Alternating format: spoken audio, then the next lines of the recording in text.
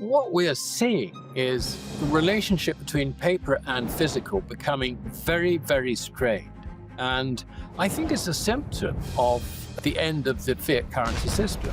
And to see what's going on in the metals markets, I think is the first sign of that. If you look at the open interest on Comex, the speculators are not there. I mean, this is all short squeeze. How do you remedy a short squeeze? Well, you supply some physical into the market, but who's going to supply the physical into the market? No, not even the authorities have got it. What does that mean? It means the silver price goes up to 100 quite easily. And if fiat currencies are coming to an end, this is the canary, if you like, in the fiat currency mine. Welcome to the Microscopic Podcast presented by Gold Republic. My name is Alexei Joranov, and in this format I invite you to look at the world through different lenses, to see what's hidden in plain sight. I hope you will get fresh insight and enjoy this conversation. If you do, as always, please give it a like and subscribe, but also leave your actions down below in the comment section and share it to those who need to hear this.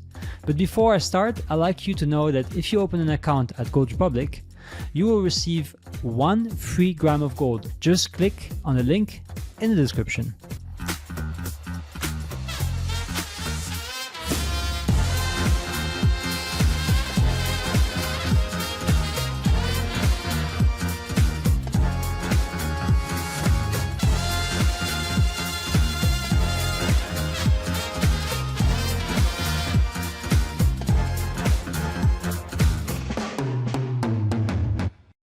Welcome back to the Microscopic Podcast. Today I have the pleasure of welcoming back Alasdair Macleod. It's always a pleasure to talk to you, and it's been now, I think, the 5th time that I have the honor and the pleasure to welcome you on the Microscopic Podcast.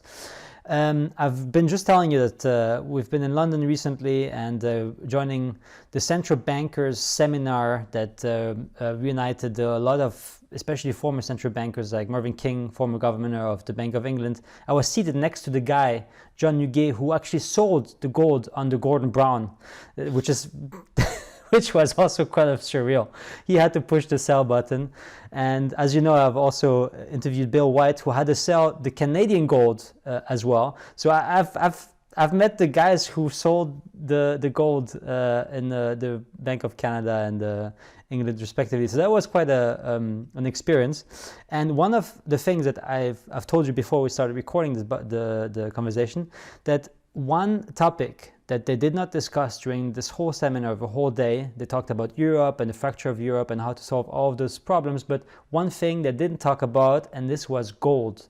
And it's kind of apparent what they want to talk about, what they don't, and this is also how I would like to start a conversation is we got to address the elephant in the room here. Gold is making all-time highs after all-time highs. I think it's the 41st all-time high this year already. Gold has been up 55%, silver 75%. It's an absolute, it's crazy. And what a time to be alive. And my first question to you, you've wrote extensively about this. I think there's one article on your Substack that you mentioned that you wrote that was entitled "Gold, Silver, the Silver Squeeze Intensifies," and then the other one that I found was resuming everything quite perfectly, which is "Gold Signals the End of Fiat Currencies." And I would like to hit it off with that. First of all, for the viewers and listeners who are not subscribed to the Macleod Finance Substack, please do. You make yourself a favor. It's the best investment you can have next to investing into gold and silver is to have Alasdair's Substack. So you're framing the rise of gold and silver prices not as necessarily as a bull market, but as a collapse in fiat. How do we objectively measure when gold is signaling a systemic collapse versus something that is just pricing and cyclicality that is weaker and weaker currencies or real rates? Well, I think that's actually a timely question. Let's put it that way, because what we're seeing in the markets at the moment is a squeeze on lack of liquidity. It's very obvious in silver. It's less obvious in gold because you're not getting the high lease rates and backwardations between London and New York. But nonetheless, there is a squeeze in gold because following earlier this year, when masses of gold were taken out of the Bank of England vaults, basically to arbitrage into New York, a lot of that was leased gold because the principal storers of gold in the Bank of England are other central banks, and the Bank of England has always encouraged other central banks to lease their gold as part of providing liquidity in the London gold market. Now, when you see it actually disappearing out from under the Bank of England's control, you wonder if you're going to get it back. So I really do think that central banks as a whole are withdrawing from the gold leasing market. Now, this is very important because it's been leased gold, which has been hypothecated, rehypothecated, rehypothecated to keep the whole system, sort of swimming along. And without that leased gold, we're going to end up with a bit of a crisis. And the other thing which I was sort of thinking this morning, Alex, is that we've had problems in the past in the bullion markets, but they've never been publicly aired, if you like. Only sort of well after the event, you hear that so-and-so had to be rescued or whatever. There was I can't remember that there was a bullion bank way back in Eddie George's days, and I'm going back to, I think, sort of very early 2000s when he had to sort of disappear off from a meeting or from smoking a cigarette outside the Bank of England, because he was a wonderful trader and a really, really good guy. He had to go and help rescue this problem. This just doesn't happen now. I mean, we just don't see it. But suddenly, yes, we do see it. And it's all over the press. Everybody knows about, that there's a shortage in the physical and the silver market. I mean, they come up with different conclusions as to how to resolve it and what is likely to happen and all the rest of it. But this is a new thing that's become very public, and it must make it very difficult for the authorities to manage a crisis, if you like. I can't see really how this crisis can be easily managed. I mean, in the past, there wasn't, if you like, the sort of current overall level of indebtedness. You had speculators, if you like, driving prices. But if you look at the open interest on Comex, the speculators are not there. I mean, this is all short squeeze. And how do you remedy a short squeeze? Well, you supply some physical into the market. But who's going to supply the physical into the market? No, not even the authorities have got it. You could argue that the United States might have some concealed silver reserves, but that's just gone onto the critical minerals list, or at least it's been recommended, so it's unlikely that the US government will come to the rescue of London on this one. China, are they going to come to the rescue? I mean, in the past, they have suppressed the price. Of that, there is absolutely no doubt. But it seems to me they've withdrawn from the market. And not only have they withdrawn on silver, but you can see from their policy on rare earths that generally they're withdrawing from supplying needed metals and commodities from the West. So you can see that suddenly, where is it going to come from? And reports that I've had two reports in the last few days of enormous demand for silver and gold. I don't know, this is something you could probably comment on, but the dealers in bullion have been absolutely inundated with orders from private clients, from small people, and suddenly, they are just incredibly busy. I mean, I had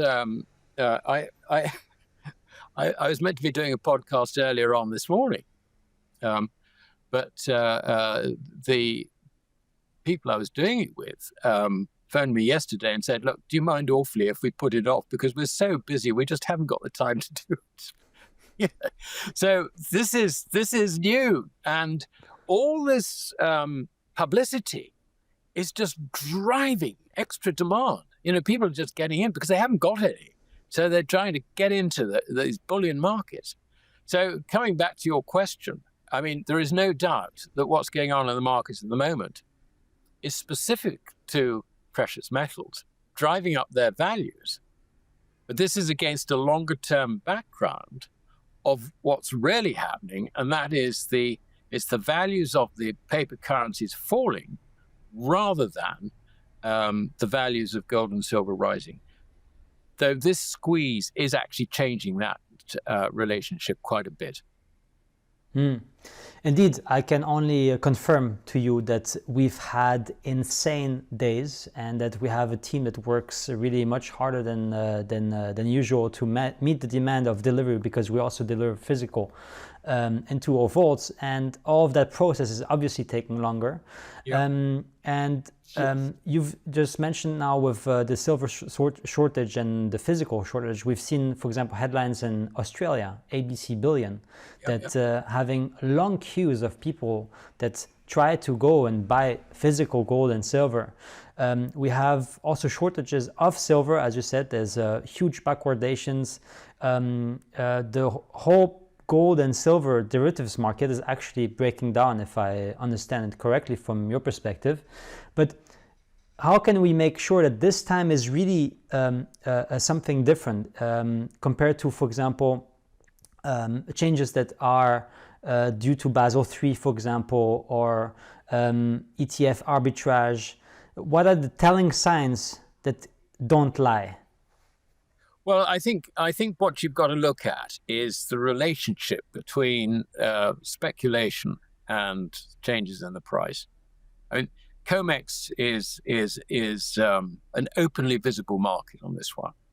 When you see the price rising and open interest either not following or even contracting, that is a clear sign that the bears are being badly squeezed. And if you look at the level of open interest in gold, it's around about 480,000 contracts, something like that. That's not overbought at all. Yet we've been, as you said earlier, we've been hitting new highs day after day after day. So where's the overbought? It's not overbought. Okay, you look at the RSI indicator. Chartists will say, "Oh, that's overbought," and all the rest of it. But they're looking at the wrong thing. Man does not survive by charting alone. You've actually got to look at the market. So this is a very, very difficult situation for market makers in particular, in futures markets and also in the forward markets in London. I mean, I think in the broader context, what we are seeing is, if you like, the relationship between paper and physical becoming very, very strained. And I think it's a symptom of the end of the fiat currency system. We are beginning to see that the fiat currency system is in huge, huge, great difficulties. Of that, there is no doubt. Fiat currencies don't last forever. They've always got a limited span, and they always collapse, and they always collapse in the same way. They collapse basically because there's just too much debt. The debt just mounts up and mounts up. I mean, the whole point of a fiat currency is you can issue the thing, without constraint. So obviously it gets issued without constraint. So that means there does come a point where the fiat currency can be no more. We've seen, I mean, every collapse of a fiat currency is really from that sort of, from the overloaded debt, the accumulation of debt, and if you like, the dependence of governments on issuing yet more and more currency, because they've done it before, and it's their right to do it, and who dare interfere with us is financing your government. You've got all these sort of arguments in favor of the eventual destruction of fiat currencies. And I think, Alex, that's where we're going. To see what's going on in the metals markets, I think is the first sign of that. And I wouldn't be surprised that this is the first sign of it. Because the problems, I think, in derivatives, I mean, we're talking about, quadrillions, really. Well, not quite quadrillions, but we're talking about, I don't know, sort of $600 trillion notional of derivatives. And, that basically is all built on fiat currencies. And if fiat currencies are coming to an end, this is the canary, if you like, in the fiat currency mine. It seems to me, and it starts with gold and silver and spreads maybe through other commodities and then maybe into foreign exchange transactions, for example, and so on. So, yeah, that's where we are, and it's I think signaling that things are going to get very, very difficult for everybody. And we've had an extended conversation also about the relationship between gold and other metals in our previous conversation. How do we explain the sudden boom of silver in just those past weeks alone? Because the gold-silver ratio was set to be smaller and smaller, and there was kind of predictable, but this was very explosive. You mentioned the shortage of physical and so on. What were there other factors? Why now? Well, basically the shortage of silver has built up over a long period of time. I mean, if you look at the Silver Institute's estimates of supply and demand, you can see that it's been supply deficit for the last 5 or 6 years, and it's in supply deficit this year, and the difference is always made up on the Silver Institute's calculations by drawing down on investment stocks, what they call investment stocks. So, we've come to an end of that. And, the thing that makes it so difficult, I think, is you've got this very limited liquidity. The vast majority of silver in the LBMA vaults is actually for silver ETFs. You look at the big silver ETFs. I mean, basically that accounts for most of it. So the liquidity is actually very, very low, what's actually available. So what we see is authorized participants, as they're known as, the big banks, if you like, who will be listed on SLVs, for example, prospectus. What they can do is they can sell SLV stock for physical. So what they're doing is they're going out and they're borrowing silver, SLV stock, from pension funds, insurance companies, wherever they can get hold of it, and paying a huge, great premium to do it. And actually, it's that there isn't any supply of SLV stock anymore, but they then sell it into the market for bullion and then deliver it, and they're left with a short position. They've got to cover that at some stage in the future. So, this doesn't actually resolve the problem. It just deals with one bank's particular position, short term. It's rather like, payday loans. You run out of money and you've got the bills to pay, and you're not going to get paid until next Thursday or whatever. So what do? You go out to payday lender and you pay 120% or whatever the figure is to finance your position for 3 days. That's all they're doing. So this is just storing up continual trouble in the market.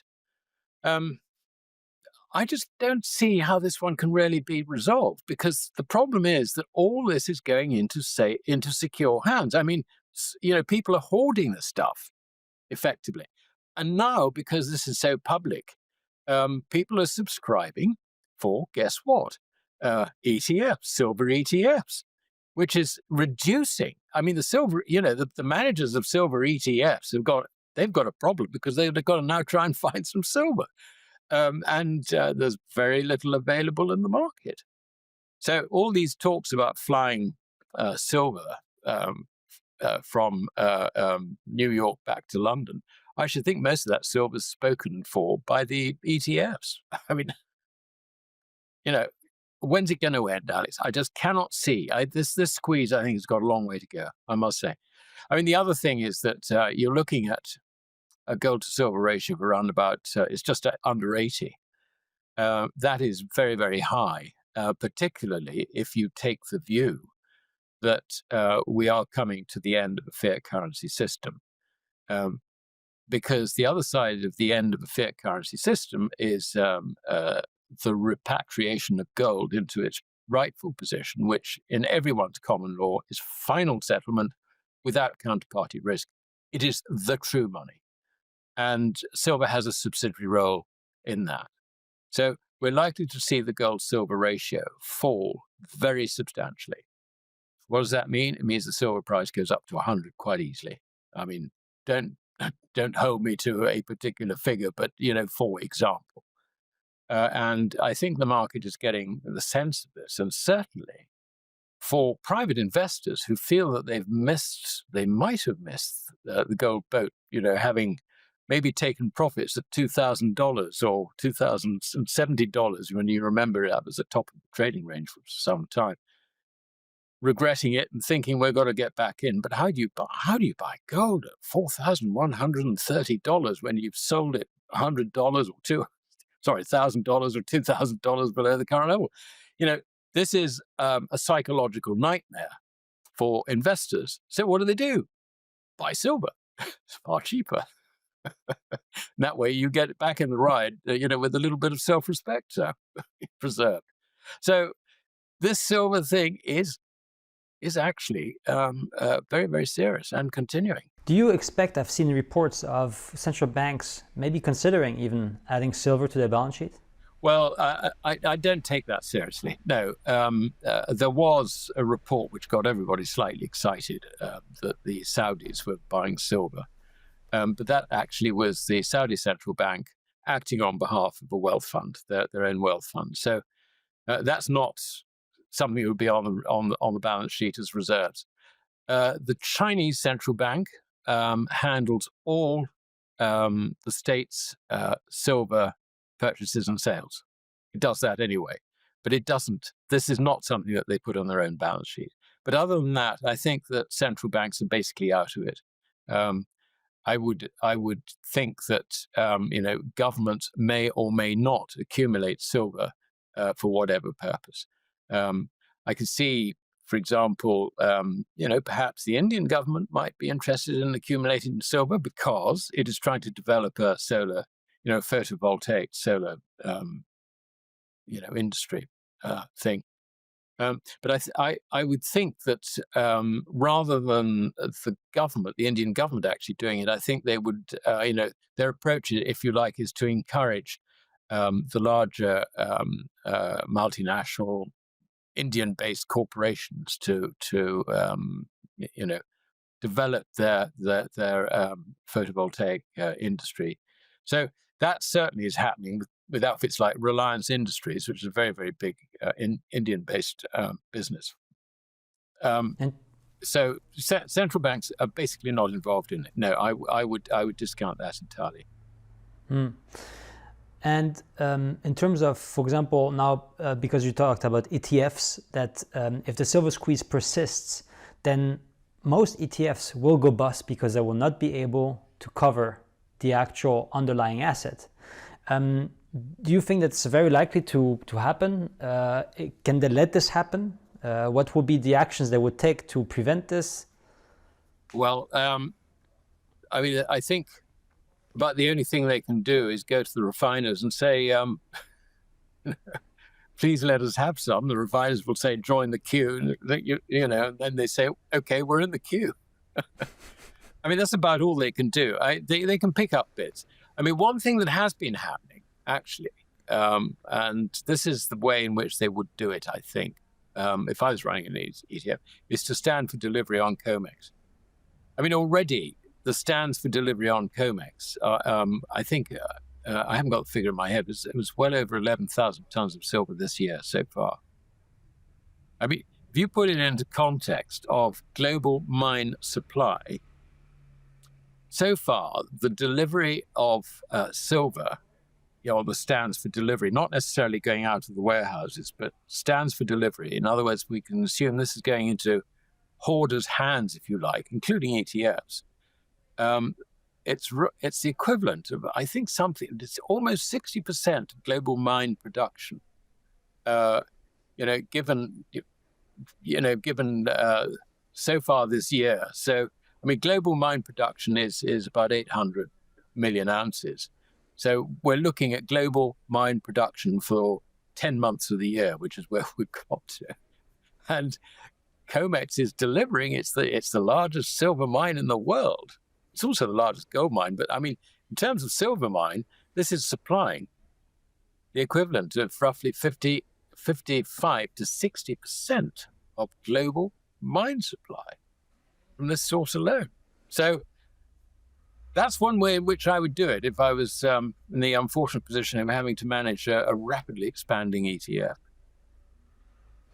So I want to actually now, I think it's a good junction into the next topic, which is the pricing of gold relative to other commodities. You've shared in one of your recent articles that if we look at the chart of the price of gold, there is, since early 2020s, a disconnect between the price measured in dollars and the price measured in gold for commodities.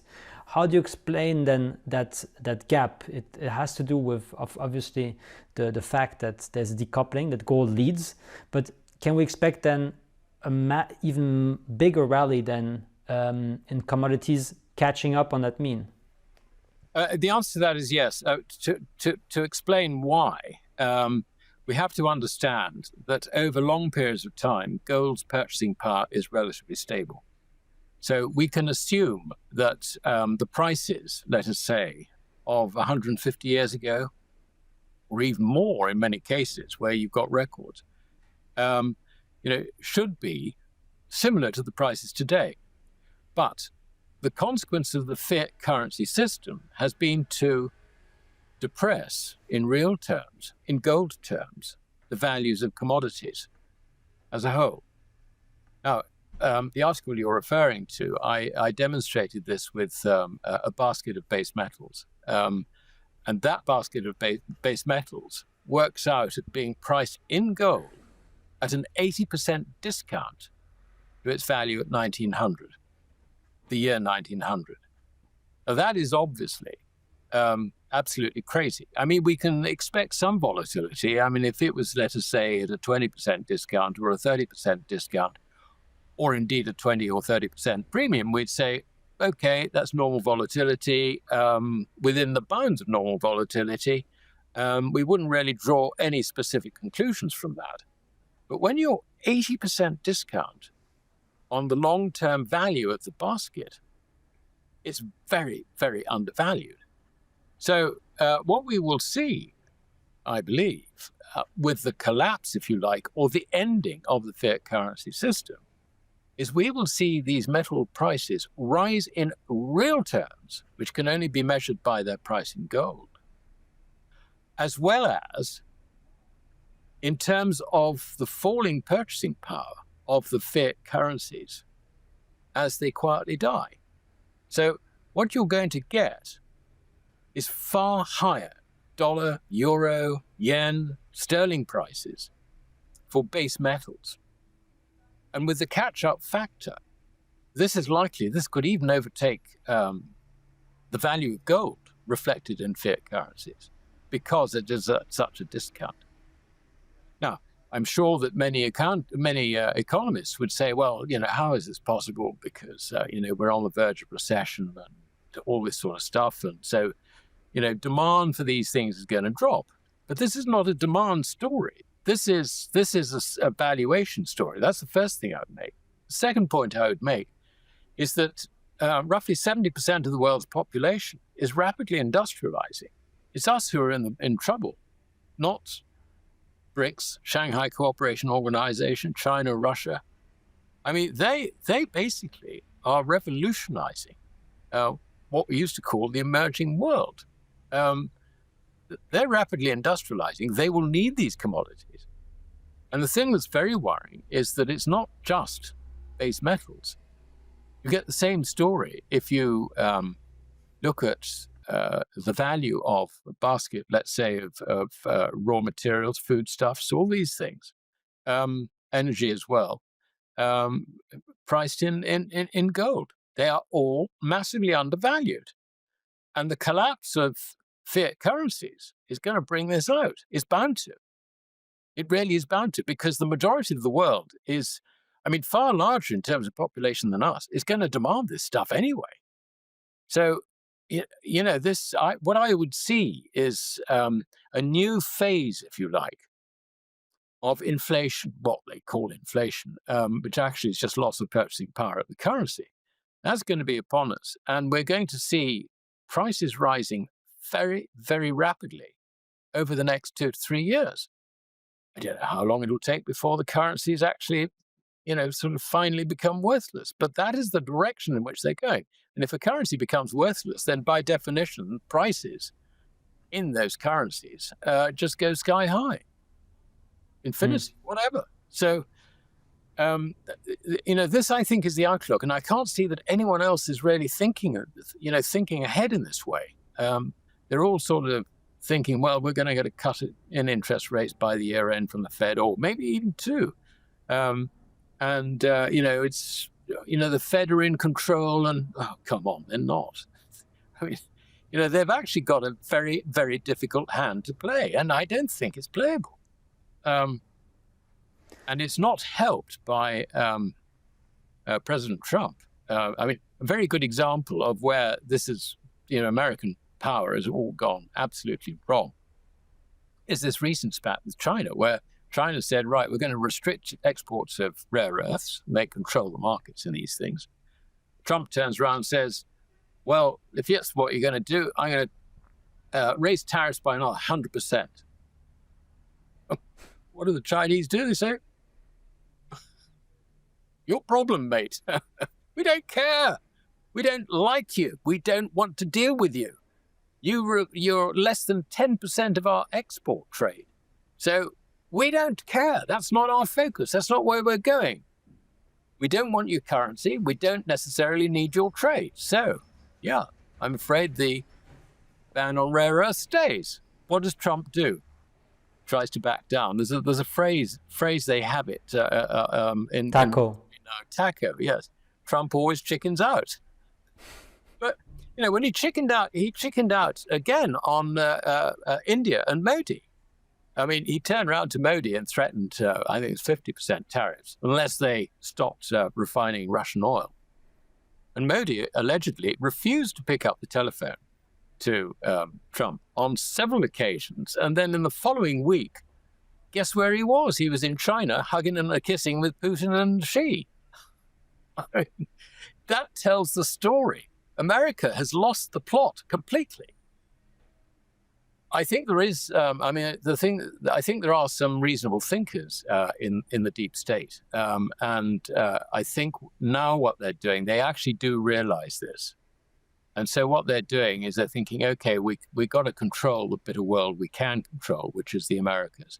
So you can see that they're concentrating on rescuing Argentina. They're concentrating on trying to destabilize Venezuela.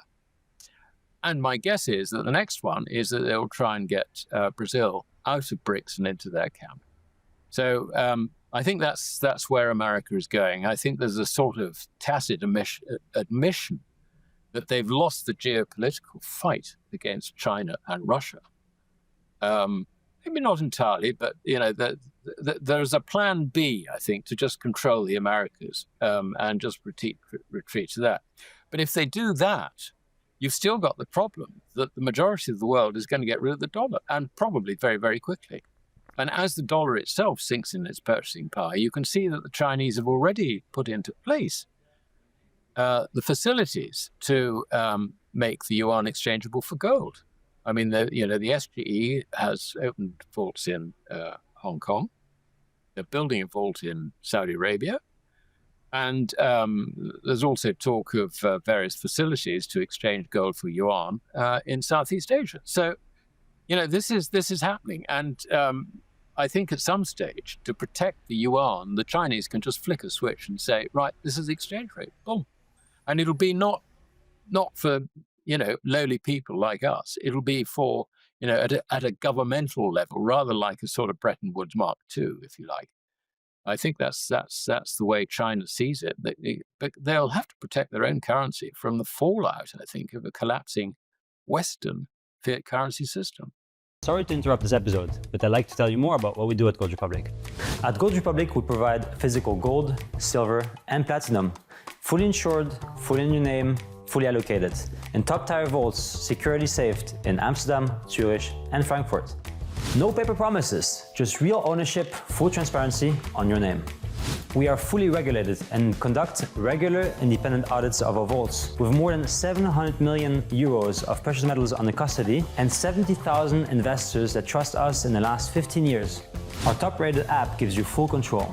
Track live prices, explore detailed charts, and buy or sell in just a few taps. Whether you're hedging against inflation, currency risks, or financial stability, at Gold Republic, we offer real assets to safeguard your generational wealth.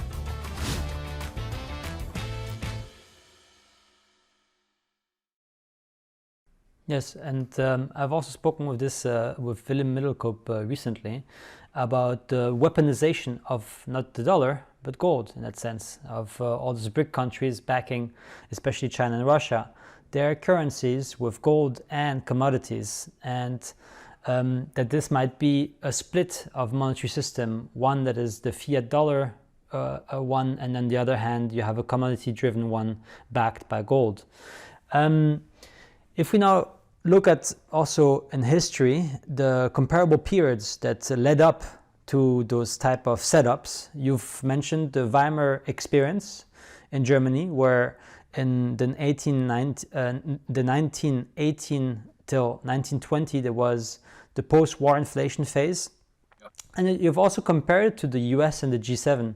Can you maybe give us a bit of a more detailed explanation or comparison of how this would unfold based on the German experience? Yeah, I mean, it's interesting because if you look at the currency, the collapses of fiat currency regimes in the past, you always get the same thing. It's always overloaded with debt, and eventually the thing just sort of collapses. The way to look at it is the collapse in the purchasing power, not that prices of goods are rising and getting out of control and so on. The great thing about the German experience was that it's very, very well documented. So you've got an enormous amount of literature you can draw on to make comparisons. Now, there were basically three phases following the First World War. The first phase was one of inflation, which basically, if you look at it in terms of credit expansion was aimed at trying to stabilize the economy. In other words, it was sort of injected in favor of consumption, all businesses producing consumer goods and so on, to try and get the economy going, as it were. So this meant that the purchasing power of the Reichsmark actually declined quite significantly between 1918 and 1920. There then followed a second phase when credit became angled towards supporting asset values. And this is something that evolved naturally, if you like, from, if you like, the economy sort of stabilized by 1920-ish. Therefore, things stabilizing, there was a bit more wealth creation and all the rest of it. So you had the stock market rose something like 300% between February 2020 and December 21. So there was this sort of nearly 2-year stock market boom when credit was definitely angled, if you like, at asset values. Now, this is exactly what we have post-COVID. So if we look at what's been happening today, we had the sort of economic destruction, which basically was COVID.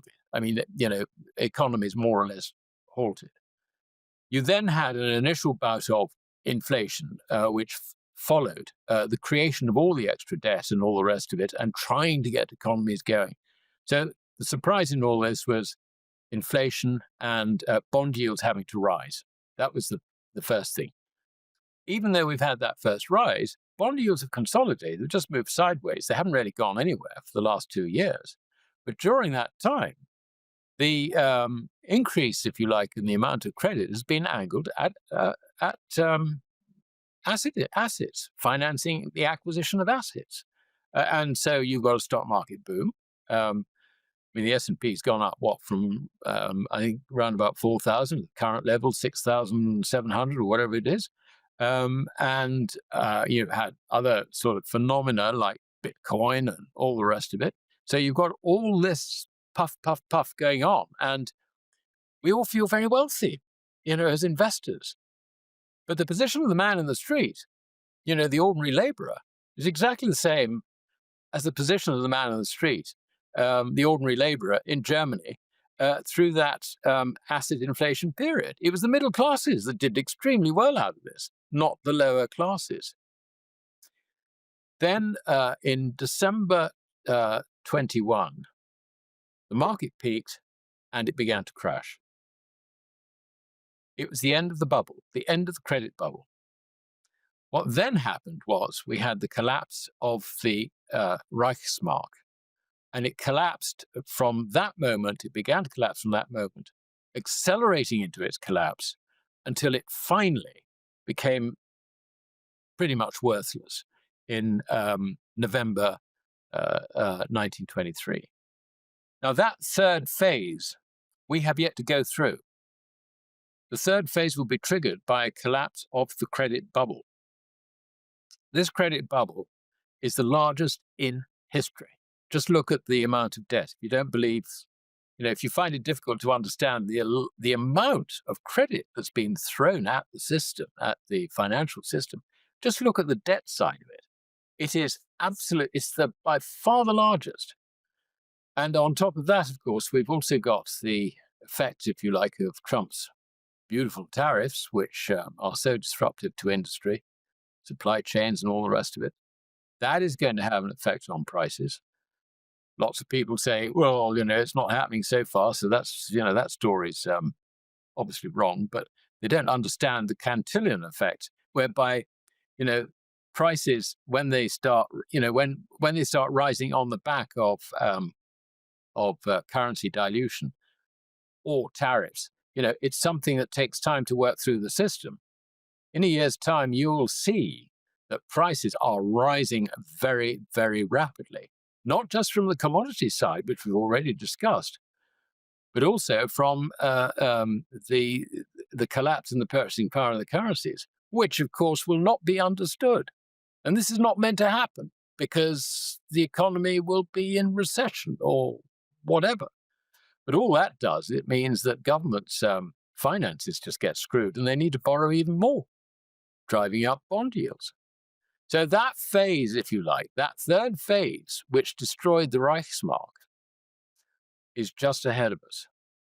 And the timing of it, I think, will be when we start seeing bond yields rising again. The rise in the price of gold, the rise in the price of silver, and various other commodities are beginning to signal that bond yields will start rising in the not too distant future. And when that happens, the bubble pops, the credit bubble pops. And then it just leads to the automatic destruction of the currencies. Which levels would you say in terms of the debt, let's say if we take the 10-year or the 30-year US Treasuries, what mark, as of which mark, if we pass the certain mark, would that be too obvious to ignore? Yeah, I mean, basically, I think when we start seeing the yield on the 10-year Treasuries rising towards 5%, I think that'll be enough to pop the bubble if it's not popping already. I mean, we've seen actually some some pretty nasty signs in with Bitcoin and also the tech stocks on the back of this sort of China spat, if you like, over rare earths.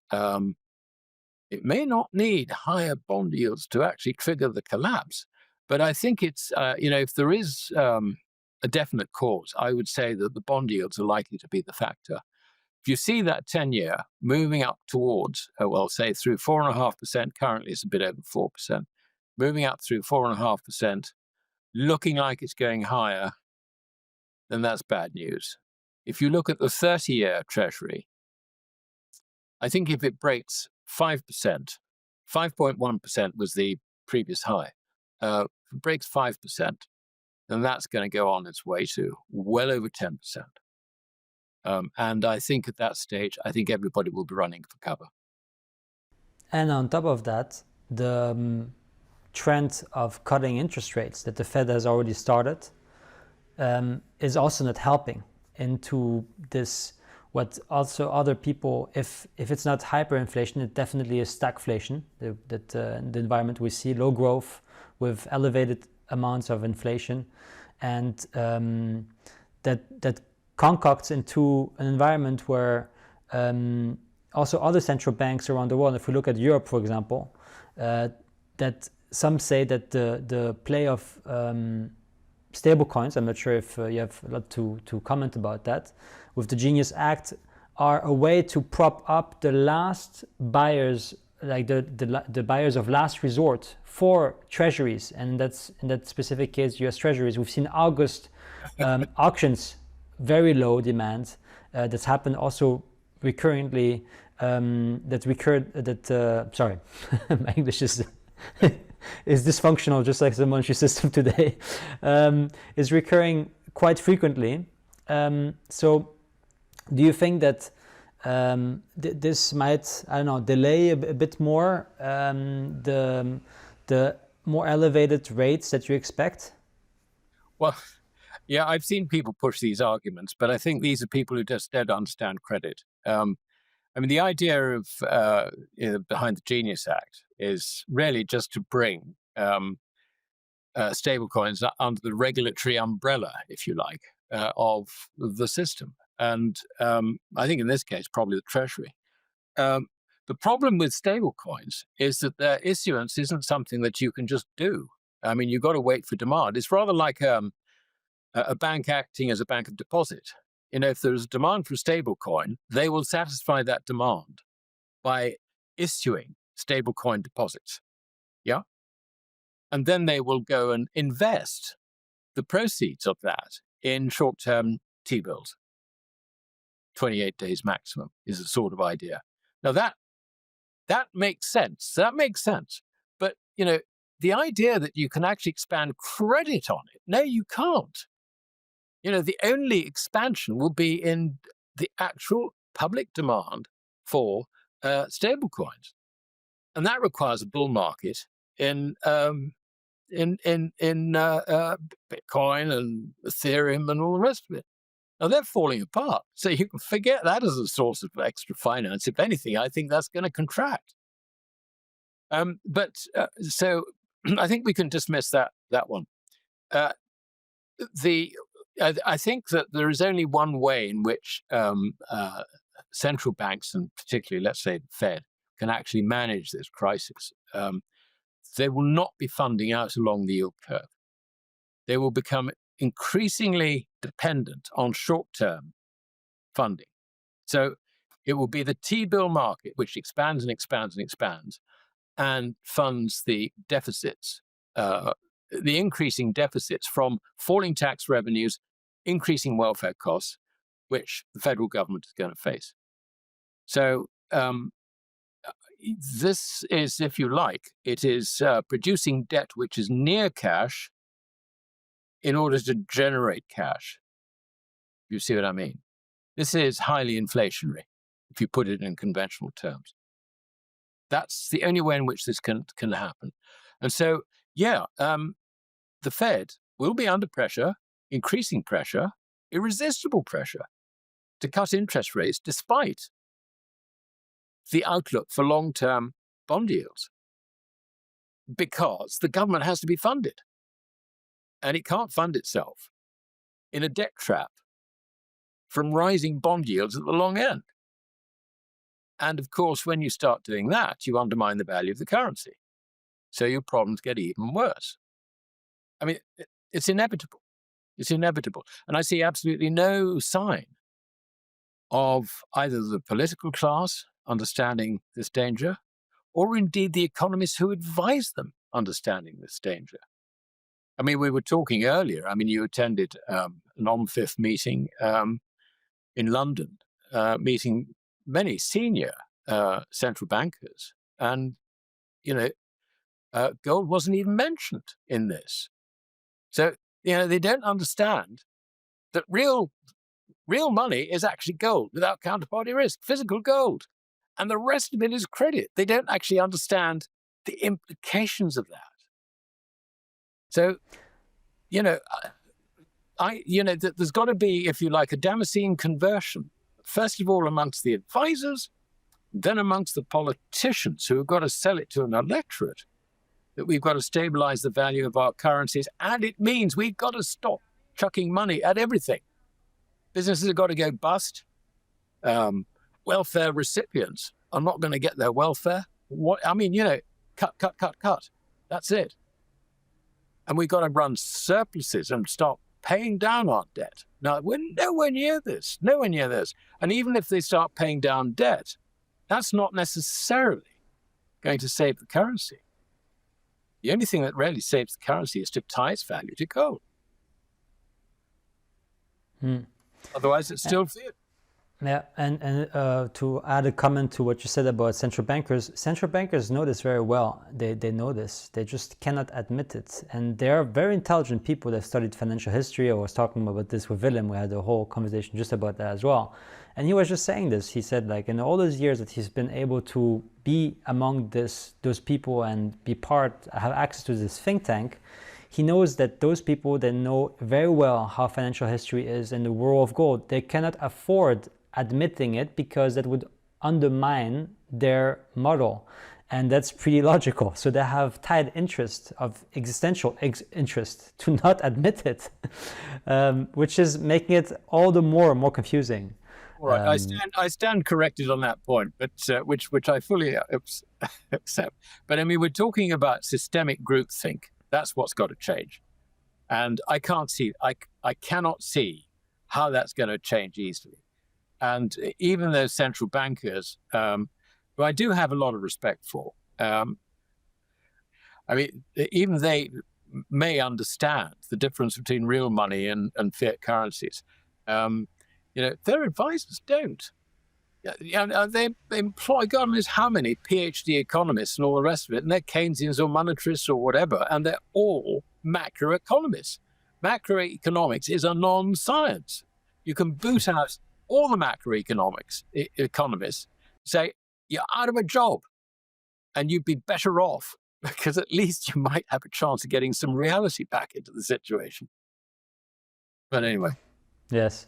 Thanks, Alasdair. I wanted to end with the digital ID in the UK, which I thought would be very timely because it just shows how they try to now lock in people digitally. And then also Stammer said at first, no, it's just to work. And now in a recent conversation, he was saying on a panel that, no, this is also going to be very useful for payments and so on and so forth. So that this is obviously the blueprint for an online financial repressive model that they will try to implement in more and more countries, just like China did already. So anyways, that was my concluding thoughts on this. I don't expect us to dive into that for this time. You have a limited amount of time in those busy times, so I want to be respectful of that. And thank you, Alasdair. It's very much my pleasure. Thank you for having me on, Alex.